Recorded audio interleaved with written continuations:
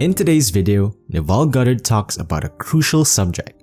He will discuss how things are created, how to use very basic ways to materialize and create anything we want in our life.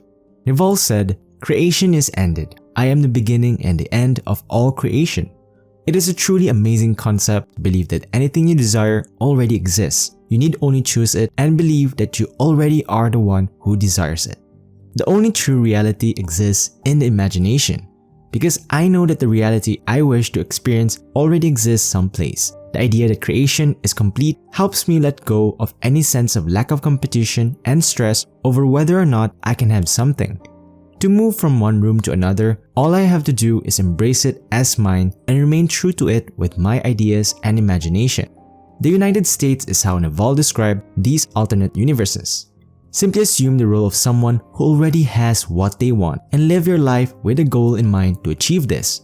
Neville claims that this biological experience was required of us because no one who has not experienced the vanity and limitations of flesh, who has not accepted his share of sonship and gone rogue, who has not tried and tasted his cup of experience, can understand imagination. Confusion will persist until man awakens and genuinely imaginative perspective on life is re-established and recognized as fundamental. I therefore hope that this introduction will give you a better understanding of this subject. Before we continue, let's let Neville speak for himself. If you enjoy videos like this, make sure to click the bell icon and subscribe to our channel. Be sure to pay close attention. Enjoy! I accept literally the saying that all the world's a stage, and I believe that God plays all the parts. The purpose of the play? To transform man, the created, into God, the Creator. God loved man, his created, and became man in faith that this act of self-commission would transform man, the created, into God, the Creator. The play begins with the crucifixion of God on man as man, and ends with the resurrection of man as God. God becomes as we are, that we may be as he is. God becomes man, that man may become first a living being, and secondly, a life-giving spirit. I live, yet not I, but God lives in me, and the life I now live in the flesh, I live by the faith of God, who loved me and gave himself for me.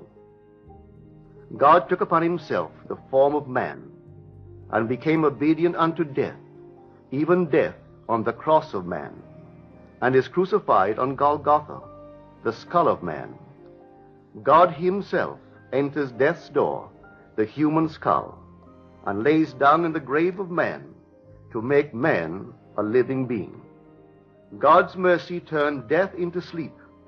Then began the prodigious and unthinkable metamorphosis of man, the transformation of man into God. No man, unaided by the crucifixion of God, could cross the threshold that admits to conscious life. But now we have union with God in his crucified self. He lives in us as our wonderful human imagination. Therefore man is all imagination, and God is man, and exists in us, and we in him. The eternal body of man is the imagination. That is God himself. When he rises in us, we will be like him, and he will be like us. Then all impossibilities will dissolve at the touch of exaltation, which his rising in us will impart to our nature. Here is the secret of the world. God died to give man life and to set man free. For however clearly God is aware of his creation, it does not follow that man, imaginatively created, is aware of God. To work this miracle, God had to die, then rise again as man. And none has ever expressed it so clearly as Blake. Blake says, or rather has Jesus say, "Unless I die, thou canst not live. But if I die, I shall arise again, and thou with me. Wouldst thou love one who had never died for thee? or ever die for one who had not died for thee? And if God dieth not for man, and giveth not himself eternally for man, man could not exist. So God dies. That is to say, God has freely given himself for man. Deliberately, he has become man, and has forgotten that he is God, in the hope that man, thus created, will eventually rise as God.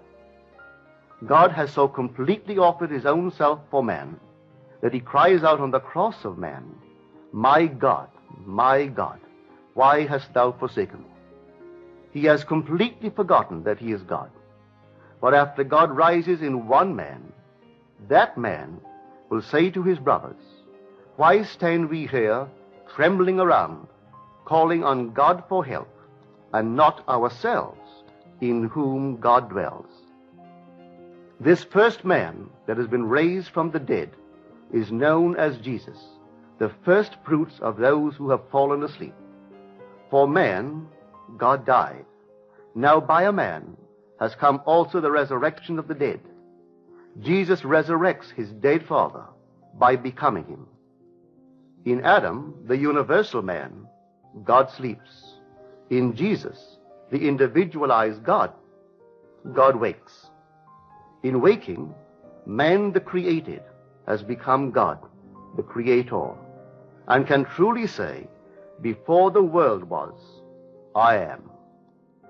Just as God, in his love for man, so completely identified himself with man that he forgot that he was God, so man, in his love for God, must so completely surrender himself to God that he lives the life of God and no longer that of man.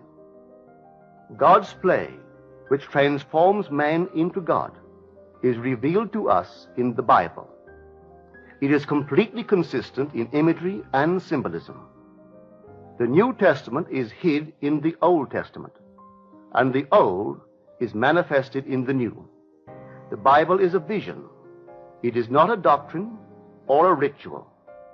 The Old Testament tells us of God's promises. The New Testament tells us not how these promises were fulfilled, but how they are fulfilled. The central theme of the Bible is the direct, individual, mystical experience of the birth of the child. That child of whom the prophet spoke. To us a child is born, to us a son is given, and the government will be upon his shoulder, and his name will be called Wonderful Counselor, Mighty God, Everlasting Father, Prince of Peace. Of the increase of his government and of peace there will be no end. When the child is revealed to us, we see it, we experience it, and the response to this revelation can be stated in the words of Job. I had heard of thee by the hearing of the ear, but now my eye sees thee. The story of the incarnation is not fable, allegory, or some carefully reasoned formula to enslave the minds of men, but mystical fact. It is a personal mystical experience of the birth of oneself out of one's own skull, symbolized in that of a child, wrapped in swaddling clothes and lying on the floor. There is a distinction between hearing of this birth of a child from one's own skull, a birth which no scientist or historian could ever possibly explain, and actually experiencing the birth, holding in your own hands and seeing with your own eyes this miraculous child, a child born from above, out of your own skull, a birth contrary to all the laws of nature. The event, as it is recorded in the Gospels, actually takes place in man. But of that day or that hour when the time will come for the individual to be delivered, no one knows but the Father. Do not marvel that I say to you, you must be born from above. The wind blows where it wills, and you hear the sound of it, but you do not know whence it comes or whither it goes. So it is with every one who is born of the Spirit. This revelation in the Gospel of John is true. Here is my experience of this birth from above. Like Paul, I did not receive it from man, nor was I taught it, but it came through the actual mystical experience of being born from above. None can speak truly of this mystical birth from above but the one who has experienced it. I had no idea that this birth from above was literally true.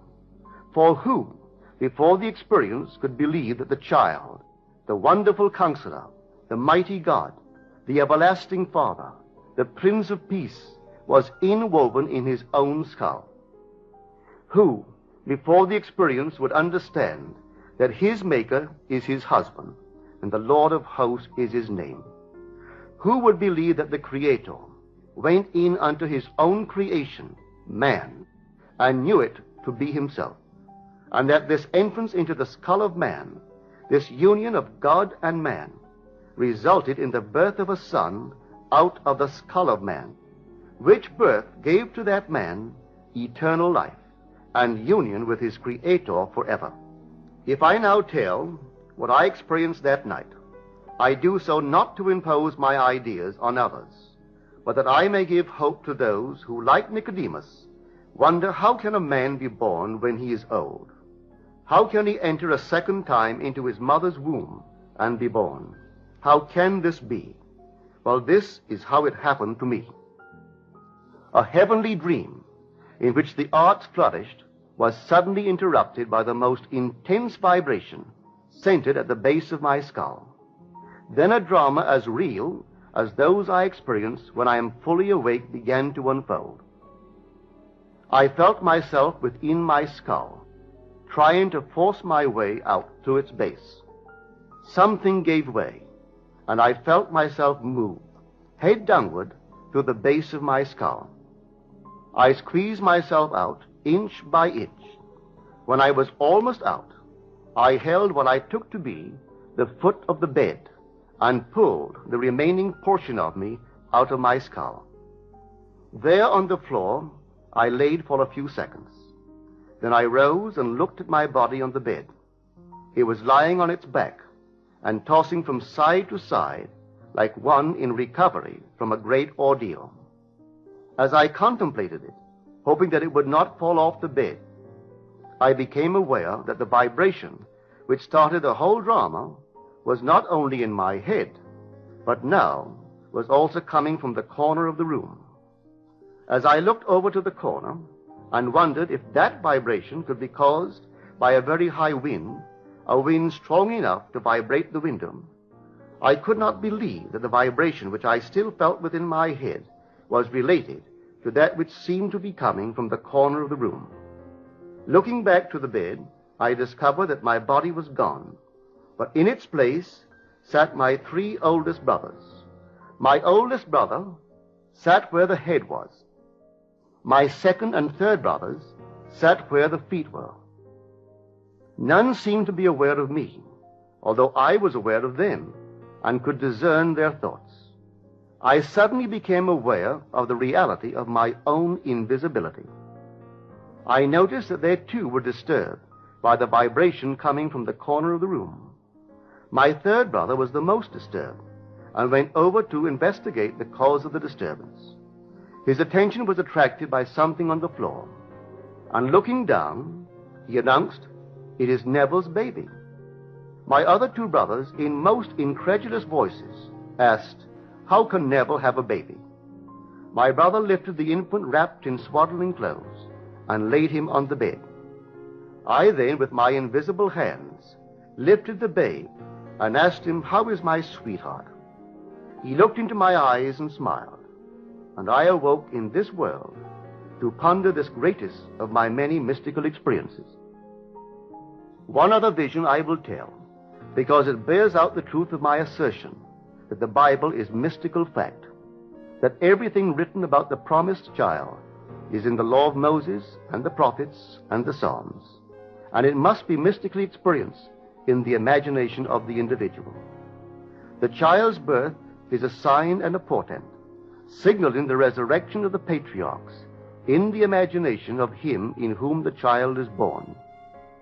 6 months after the birth of the child, a vibration similar to the one which preceded his birth started in my head. This time, its intensity was centered at the top of my head. Then came a sudden explosion, and I found myself in a modestly furnished room. There, leaning against the side of an open door, was my son David of biblical faith.